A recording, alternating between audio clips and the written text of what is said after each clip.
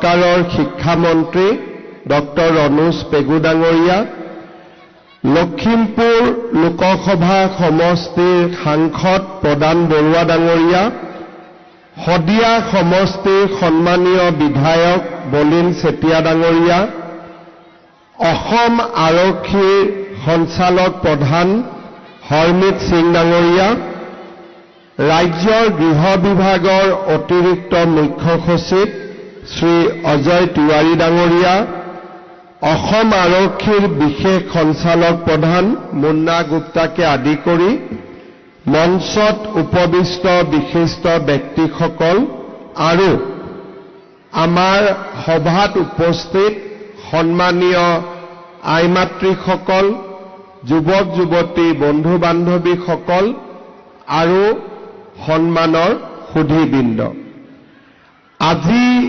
শদিয়াবাসীৰ বাবে এটা ঐতিহাসিক দিন। তিনিচুকীয়া জিলাৰ অম্বিকাপুৰত আজি অসম আৰক্ষীৰ 6ষ্ঠ অসম কামাণ্ডো বেটেলিয়নৰ মুখ্য কাৰ্যালয়ৰ শুভ উদ্বোধন কৰা হৈছে। 2021 চনত মই অসমৰ মুখ্যমন্ত্ৰীৰ দায়িত্ব গ্ৰহণ কৰাৰ পিছত আমি সিদ্ধান্ত লৈছিলোঁ যে ৰাজ্যত আমি 5টা নতুন কামাণ্ডো বেটেলিয়ন গঠন কৰিম। ইয়াৰ পূৰ্বে ৰাজ্যত এটা কামাণ্ডো বেটেলিয়ন আছিল আৰু তাৰ হেডকোৱাৰ্টাৰ আছিল কামৰূপ জিলাৰ মাণ্ডাকাটাত। যিহেতু 5টা আৰু নতুন বেটেলিয়নৰ আমি নিৰ্মাণৰ সিদ্ধান্ত লওঁ, আমি দেশৰ নিৰাপত্তা আৰু অসমৰ প্ৰতি থকা বিভিন্ন ভাবুকি আৰু সীমান্ত অঞ্চলৰ দৃষ্টিভংগীৰে হাইলাকান্দিৰ দামচেৰা, কাৰ্বি আলঙৰ দলদলি, শিৱসাগৰৰ গেলেকী, বিশ্বনাথৰ পাভৈ আৰু তিনিচুকীয়াৰ অম্বিকাপুৰত আমি কামাণ্ডো বেটেলিয়নসমূহ নিৰ্মাণ কৰাৰ সিদ্ধান্ত লৈছিলোঁ।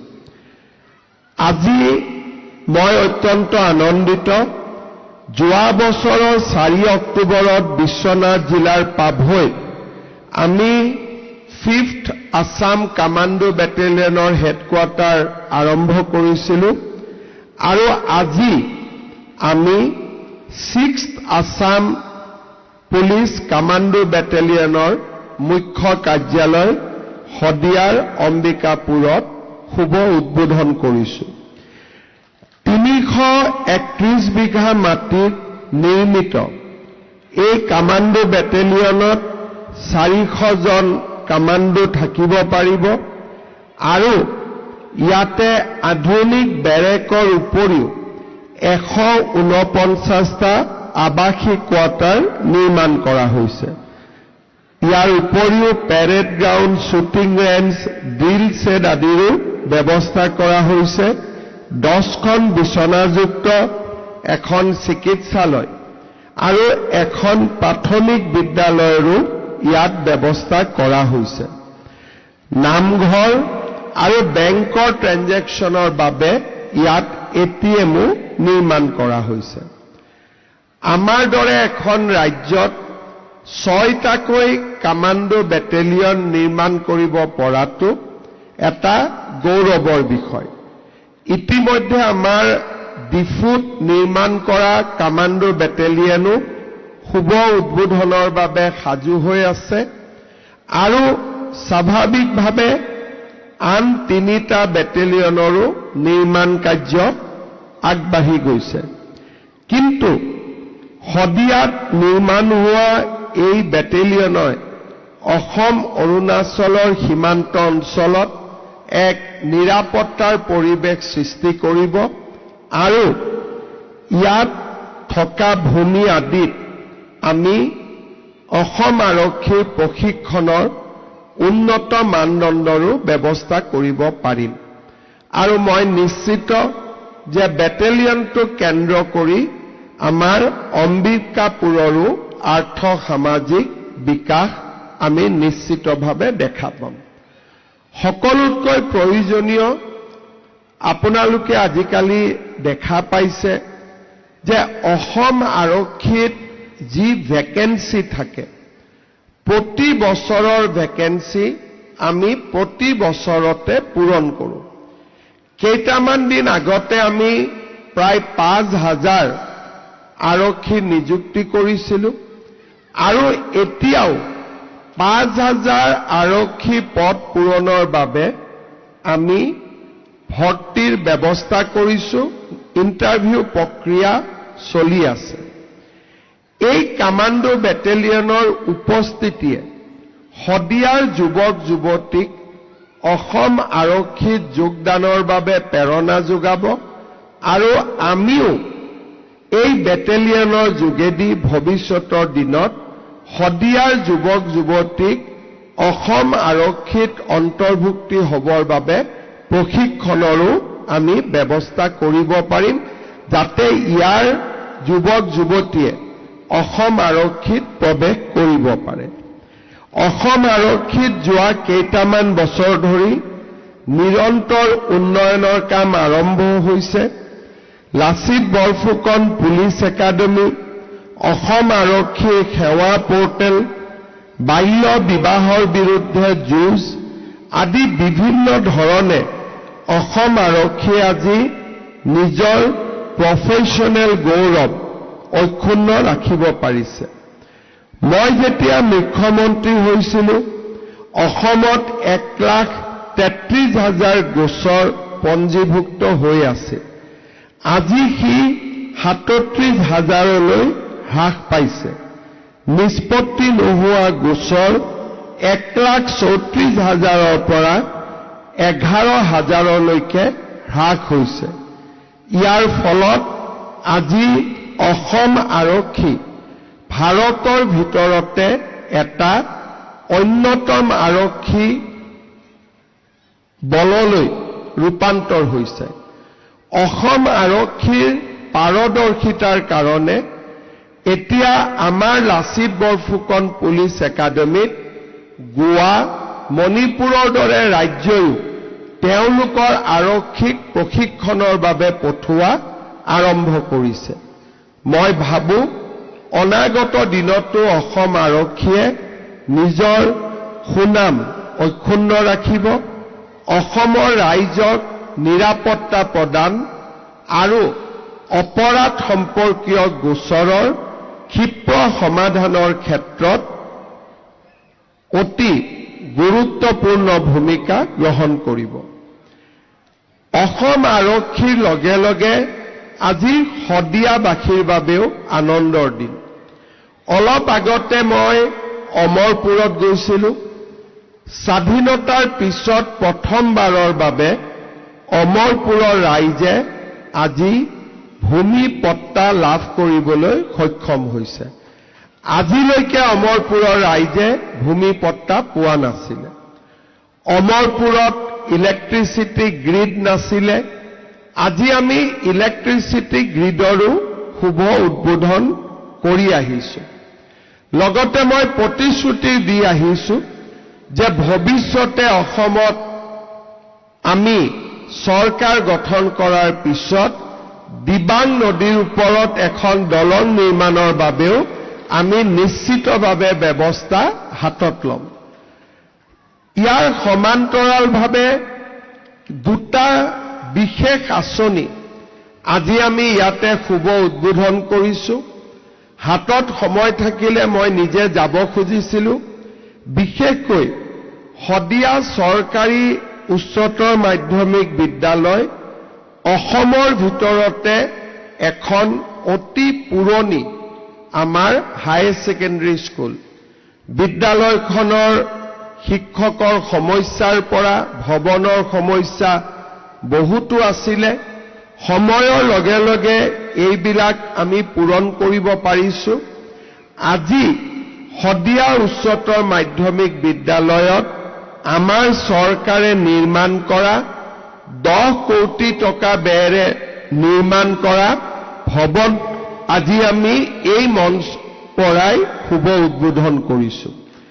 আপোনালোকে চিন্তা কৰক, আগতে MLA ফাণ্ড MP ফাণ্ডৰ পৰা আগবঢ়োৱা 2 লাখ 3 লাখ 5 লাখ টকাৰে স্কুলৰ মেৰামতি হৈছিল সৰ্বশিক্ষা অভিযানৰ পৰা অনুদান আগবঢ়োৱা 5-6 লাখ টকাৰে বিদ্যালয় নিৰ্মাণ হৈছিল আজি আমি অসমত সমূহ হাইস্কুল আৰু হায়াৰ ছেকেণ্ডাৰী স্কুলত 6 কোটিৰ পৰা 10 কোটি টকালৈকে বৰঙণি আগবঢ়াই আমি গোটেই বিদ্যালয় ভৱনবিলাক নতুনকৈ নিৰ্মাণৰ কামত আগবাঢ়িছো ইতিমধ্যে ৰাজ্যত প্ৰায় 500ৰো অধিক বিদ্যালয় নিৰ্মাণৰ কাম আৰম্ভ হৈছে প্ৰতি সমষ্টি 3খন 4খন কৰি আজি শদিয়া উচ্চতৰ মাধ্যমিক বিদ্যালয়ৰ ভৱন নিৰ্মাণৰ কামো সামৰণি মাৰিছো আজি শুভ উদ্বোধন হৈছে অনাগত দিনত শদিয়াৰ প্ৰত্যেকখন প্ৰাদেশিকৃত হাইস্কুল আৰু হায়াৰ ছেকেণ্ডাৰী স্কুলত আমি 6 কোটিৰ পৰা 10 কোটি টকালৈকে দি বিদ্যালয় ভৱনবিলাকৰ নতুন নিৰ্মাণ কৰিম টুপাচিঙা ঘাটত হস্পিটাল চাৰিআলি আৰু টুপাচিঙা ঘাটত যিখন দলং নিৰ্মাণ হৈছে সি বহু দিনৰ পৰা শদিয়া ৰাইজৰ দাবী আছিল আজি 51 কোটি টকাৰে এই দলঙৰ নিৰ্মাণৰ কাম সামৰণি পৰিছে বলিন চেতিয়া ডাঙৰীয়াই শদিয়াত নিৰন্তৰভাৱে কাম কৰি আহিছে বহুত কাম হৈছে তেওঁৰ যিটো শদিয়াত কাম কৰাৰ ৰেকৰ্ড আছে তাত আজি আৰু এটা নতুন ৰেকৰ্ড সন্নিবিষ্ট হ'ল আজি আমি এই দলংখনো ৰাইজৰ বাবে শুভ উদ্বোধন কৰিছো মোৰ বহু দিনৰ এটা প্ৰতিশ্ৰুতি আছিলে যে কাকপথাৰত আমি এটা ইনডোৰ ষ্টেডিয়াম দিম আৰু চাপাখোৱাতো আমি এটা ষ্টেডিয়াম নিৰ্মাণ কৰিম আজি কাকপথাৰত 25 কোটি টকাৰে অত্যন্ত আটক ধুনীয়া মাল্টিপাৰপাছ ইনডোৰ ষ্টেডিয়াম এটা নিৰ্মাণৰ কাম আমি আৰম্ভ কৰিম সমান্তৰালভাৱে চাপাখোৱাতো 11 কোটি টকাৰে আমি আউটডোৰ ষ্টেডিয়াম এটা বনাবলৈ আমি আগবাঢ়ি যাম শদিয়া ৰাইজে বহু দিনৰ পৰা বিচাৰিছিলে যে ভূপেন হাজৰিকা সেতুৰ লগতে ভূপেন হাজৰিকাৰ এটা সুন্দৰ প্ৰতিমূৰ্তি আৰু উদ্যান এখন নিৰ্মাণ হওক তাৰ বাবেও ৰাজ্য চৰকাৰে 8 কোটি টকা আগবঢ়াইছে আজিৰ পৰা এই নিৰ্মাণৰ কামো আমি হাতত লওঁ কেইটামান দিন আগতে তিনিচুকীয়া সোণোৱাল কছাৰী সমাজৰ উপাসনাস্থলী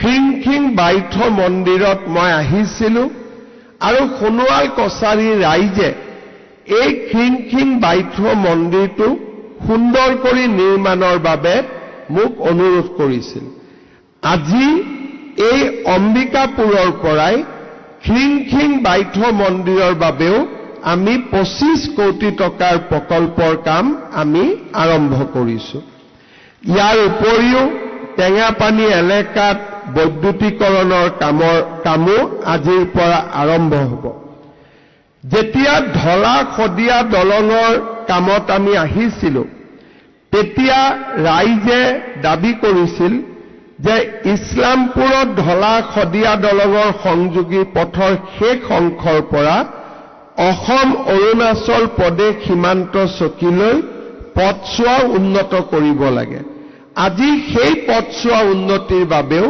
আমি 50 কোটি টকাৰ এটা প্ৰকল্পৰ আধাৰশিলা স্থাপন কৰিছো ইয়াৰ উপৰিও অসম মালা আঁচনিৰ অধীনত কাকপথাৰৰ পৰা বৰালি গাঁও হৈ 115 নম্বৰ ৰাষ্ট্ৰীয় ঘাইপথৰ ডাঙৰীলৈ এই সমস্ত পথছোৱা উন্নতিৰ বাবে অসম মালা আঁচনিৰ অধীনত আজি আমি 33 কোটি টকাৰ পথটোৰো আমি আৰম্ভণি কৰিছো আজিৰে পৰা নিৰ্মাণৰ কাম আৰম্ভ হ'ব অৰ্থাৎ আপোনালোকে চিন্তা কৰক যে আজি দিনটোত শদিয়াই কিমান কেইটা নতুন উপহাৰ লাভ কৰিলে আৰু এই গোটেই কেইটা উপহাৰ লাভ কৰাৰ আঁৰৰ ব্যক্তি দুজন হ'ল প্ৰদান বৰুৱা আৰু বলিন চেতিয়া।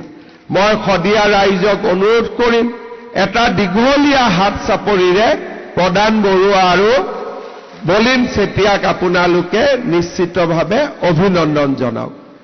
শ্ৰদ্ধাৰ ৰাইজ, যোৱা 5টা বছৰত অৰুণোদয়, মহিলা উদ্যমিতা, নিযুত মইনা, নিযুত বাবু, বিনামূলীয়া চাউল, 100 টকা দালি, চাউল, চেনি, ইয়াৰ লগত 1,60,000 যুৱক যুৱতীক নিযুক্তি আৰু সমান্তৰালভাৱে ৰাস্তা ঘাট, দলং, মাটিৰ পট্টা, আজি আমাৰ ৰাজ্যখনৰ প্ৰতিটো বিভাগতে, প্ৰতিখন গাঁৱক, প্ৰতিটো সমষ্টিত স্পৰ্শ কৰি উন্নয়নৰ এক নতুন যজ্ঞ আৰম্ভ হৈছে।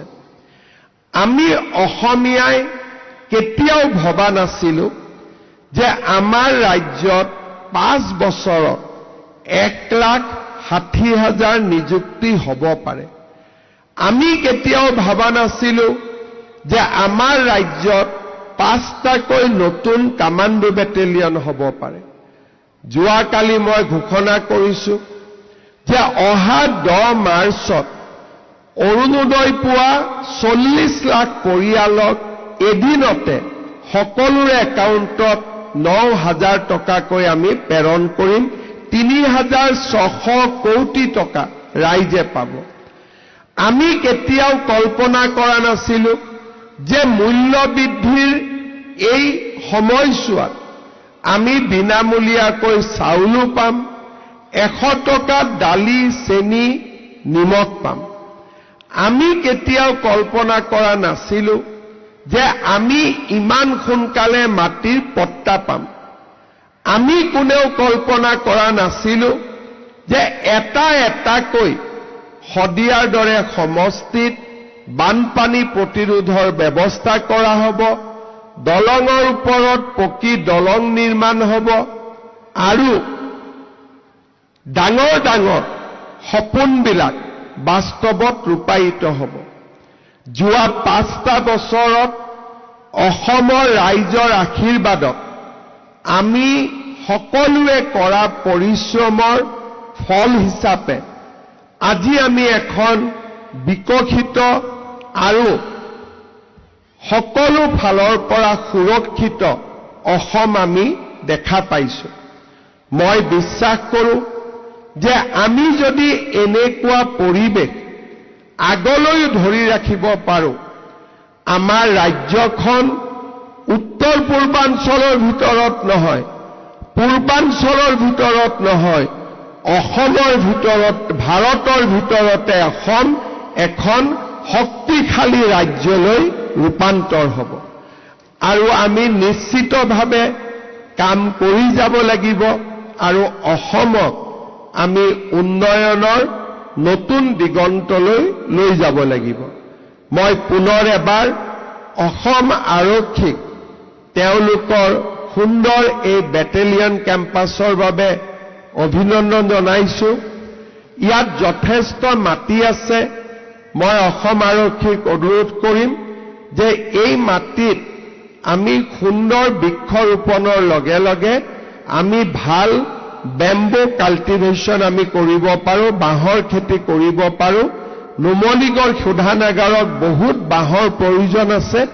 ইয়াৰ পৰা আমি বাঁহ আমি নুমলীগড় শোধানাগাৰকো দিব পাৰিম আৰু কেম্পাছটো সেউজীয়া সেউজীয়া লাগিব আৰু ঘাঁহ বন ইয়াত গজাই সুন্দৰভাৱে কেম্পাছটো নিৰ্মাণ কৰিব লাগে, যাতে শদিয়া ৰাইজে অম্বিকাপুৰৰ এই কামাণ্ডো বেটেলিয়নক লৈ গৌৰৱ কৰিব পাৰে। মই পুনৰ এবাৰ আটাইকে বহুত বহুত ধন্যবাদ আৰু অভিনন্দন জনাই আপোনালোক সকলোকে মোৰ শুভেচ্ছা জনাই মই মোৰ বক্তব্যৰ সামৰণি মাৰিছোঁ। ধন্যবাদ। জয় হিন্দ। বন্দে মাতৰম।